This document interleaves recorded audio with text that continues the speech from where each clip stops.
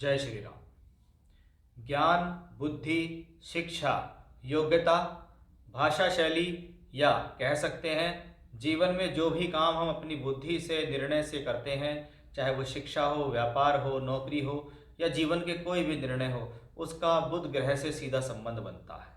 हम बहुत हिसाब से, बहुत लॉजिकली और बहुत मोटे तौर पे देखें तो बुध मतलब बुद्धि, और जहाँ पर बुद्धि ठीक प्रकार से काम कर रही हो वहाँ पर जीवन में अवश्य ही फायदा मिलता है। और जहाँ बुद्धि भ्रमित हो रही हो, मलिन हो रही हो, कुपित हो रही हो, ऐसी स्थिति में आपके निर्णय गलत होते हैं। आज हम ऐसे ही ग्रह के बारे में बात करेंगे जिसका नाम है बुध, मरकरी। इस ग्रह का राशि परिवर्तन होने जा रहा है। अब तक ये ग्रह मकर राशि में गोचर कर रहे थे, लेकिन अब ये ग्रह कुंभ राशि के अंदर गोचर करेंगे। तो सबसे पहले ये जानना बहुत जरूरी है कि बुध आखिर है क्या। कि जो लोग अकाउंटेंसी का काम करते हैं, जिनका काम बोलचाल से संबंधित है, कॉमर्स से संबंधित काम है, लेखा जोखा है, वो व्यापारी हैं, किसी भी तरीके का व्यापार करते हैं, पैसे का आदान प्रदान करते हैं, खेल से संबंधित काम है, स्पोर्ट्स से संबंधित काम है, शिक्षा विभाग में है यानी एजुकेशन से संबंधित कोई काम करते हैं, लोगों को सिखाते हैं, टीचर हैं, बोलने से संबंधित काम करते हैं, जहाँ पर पैसे का लेन देन बहुत ज़्यादा होता है, जिसको हम कहते हैं स्टॉक मार्केट, इसका भी जो कारक ग्रह है वो बुध ग्रह ही कहलाता है। यानी अगर आपका कोई भी काम इस तरीके से संबंधित है तो आपके ऊपर इसका प्रभाव अन्य राशियों के मुकाबले ज़्यादा पड़ता दिखाई देगा। ये बुध ग्रह इस बार शनि के राशि में आएंगे और ये अपने आप में बहुत खास है। वैसे तो बुध हर महीने राशि बदलते हैं, लेकिन जरूरी नहीं है कि जब शनि स्वराशि के होंगे तब बुध ग्रह उस राशि में वापस आते हों। तो ये अपने आप में खास स्थितियां यहाँ बन जाती हैं कि बुध जिसको हम व्यापार कहते हैं, शनि जिसको हम कर्म भी कहते हैं, बुध व्यापारी है, बुद्धि है बुध, इसलिए व्यापार और बुद्धि का एक साथ होना अब कुछ खास लेकर आपके लिए जीवन में आ रहा है। इसी चीज़ को मैं आपकी राशि के अनुसार बताऊंगा कि आने वाले समय में, क्योंकि 20 फरवरी 2024 को ये राशि परिवर्तन होगा, 7 मार्च तक राशि परिवर्तन रहेगा। किसी भी व्यक्ति के जीवन में कुछ खास होना, कुछ बढ़िया होने के लिए तो कहते हैं कि जी मिनट 2 मिनट भी काफ़ी हैं, और यहाँ तो ये ग्रह 20 फरवरी से 7 मार्च तक आ रहा है, यानी कुछ ना कुछ तो किसी न किसी राशि के लिए बेटर हुआ ही है। तो उसी प्रभाव को बड़े विस्तार से हम देखेंगे कि इस दौरान आपकी राशि पर इसका क्या प्रभाव होगा। अगर आपको बुध से संबंधित या शनि से संबंधित दशा अंतर या प्रत्यंतर चल रही है तो ये ट्रांजिट आपके लिए और ज़्यादा खास हो जाता है। साथ ही साथ बुध इस दौरान धनिष्ठा, शतभिषा और पूर्व भाद्रपद नक्षत्र में भी गोचर करेंगे। यानी अगर आपका जन्म इन 3 नक्षत्रों में हुआ है तो भी ये आपके लिए ज़्यादा खास गोचर रहने वाला है। धनिष्ठा नक्षत्र मंगल का नक्षत्र है, शतभिषा राहु और पूर्व भाद्रपद गुरु का नक्षत्र है। यानी कहीं ना कहीं मंगल, राहु और बृहस्पति के गुणों को भी ग्रहण करते हुए बुध इस दौरान गोचर करते दिखाई देंगे। तो अब हम देखेंगे कि ये जो ट्रांजिट आपके जीवन में आने वाला है ये आपके लिए क्यों खास है, जीवन के किस पहलुओं पे ये आपको क्या दे सकता है, आपकी राशि से ये ग्रह कहाँ किस भाव में बैठ गया, किन ग्रहों के साथ बैठ गया, कहाँ का मालिक होकर बैठ गया, किन ग्रहों से युति संबंध बनाया, वो सब कुछ बड़े ही विस्तार से मैं आज आपको इस वीडियो में समझाऊंगा। इसलिए वीडियो को बड़े ध्यान से सुने, अंत तक सुने, और यदि आपको मेरा वीडियो पसंद आता है तो लाइक कीजिए, चैनल पर पहली बार आए हैं तो सब्सक्राइब करके बेल आइकन दबाइए, जिससे आपको भविष्य में भी ऐसी बहुत सारी जानकारियाँ समय समय पर मिलती रहे। आइए अब आपकी राशि यानी मेष राशि के जातकों पर इसका क्या प्रभाव होगा उसके बारे में हम विस्तार से चर्चा करते हैं। देखिए, मेष राशि के स्वामी मंगल हैं, और जैसा कि हमने अपनी पिछली वीडियोज में भी बताया था कि मंगल इस दौरान एग्जॉल्टेड यानी उच्च की स्थितियों में चल रहे हैं, और मंगल अभी लंबे समय तक उच्च की स्थितियों में रहेंगे। और जब राशि का मालिक बली होता है तो आपके जीवन में फल मिलने की संभावना बढ़ जाती है। ये गोचर का बड़ा ही खास नियम है। ये मैं बहुत बार बता चुका हूँ, मैं हर बार बताता हूँ, क्योंकि हर बार कोई ना कोई नए लोग मुझको देखते हैं कि भाई अगर आपकी राशि का मालिक ब्रह्मांड में गोचर में अच्छी अवस्था में चल रहा है तो आपके पास फल मिलने की संभावनाएं बढ़ जाती हैं। बहुत बार अच्छी दशा, अच्छा गोचर चलते हुए भी आपको रिजल्ट नहीं मिलते तो आपको लगता है गोचर खराब है, लेकिन बहुत से लोग उसी पर कमेंट करके कहते हैं हमारे जीवन में अच्छा चल रहा है।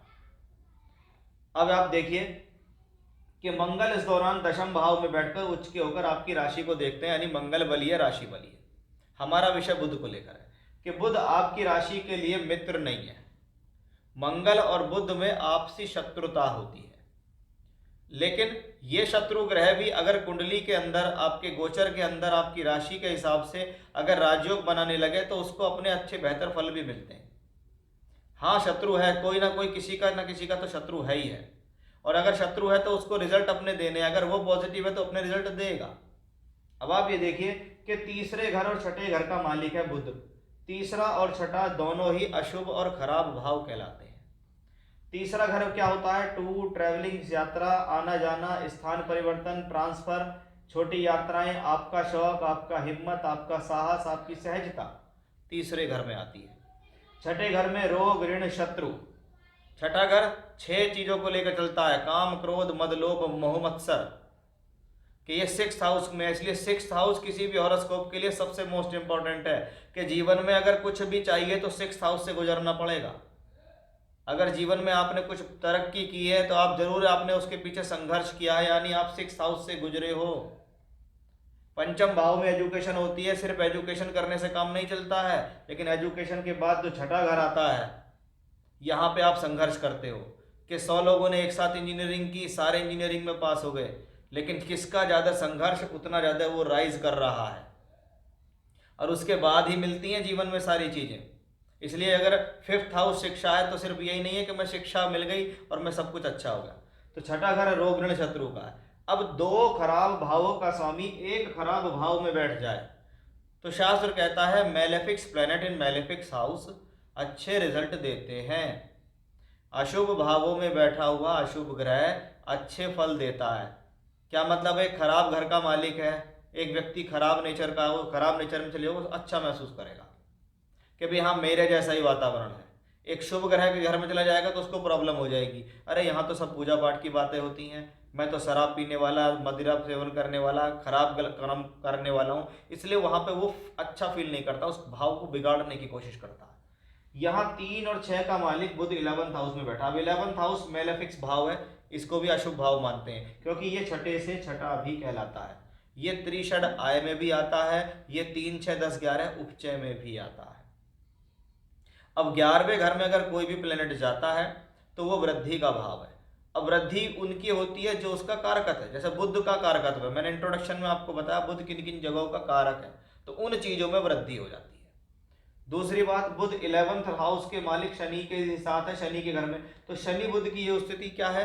कर्म और कार्य क्षेत्र के लिए अच्छी है, व्यापार के लिए अच्छी है, सही समय पर सही ज्ञान, सही बुद्धि लगाने के लिए अच्छी है।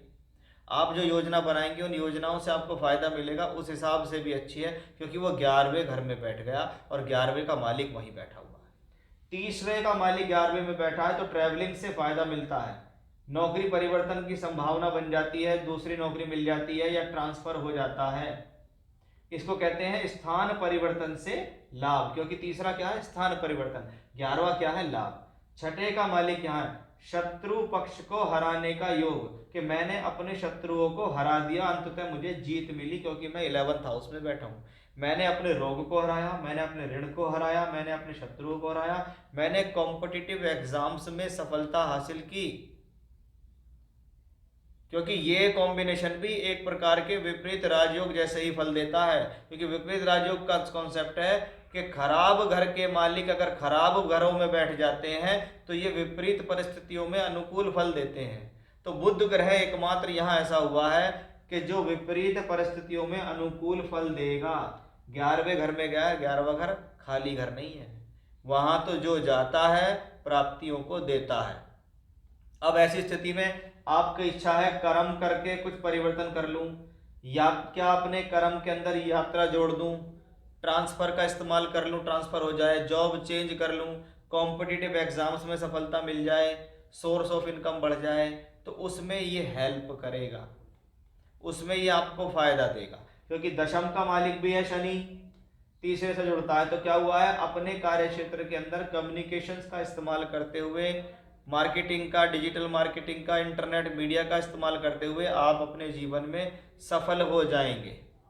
यानी बुध की स्थिति भले ही खराब भावों के मालिक है, लेकिन जहां पर बैठा है वो पॉजिटिव है, जहां का मालिक होके बैठा है वो पॉजिटिव है, जिसके साथ बैठा है उस घर के मालिक के साथ भी पॉजिटिव है।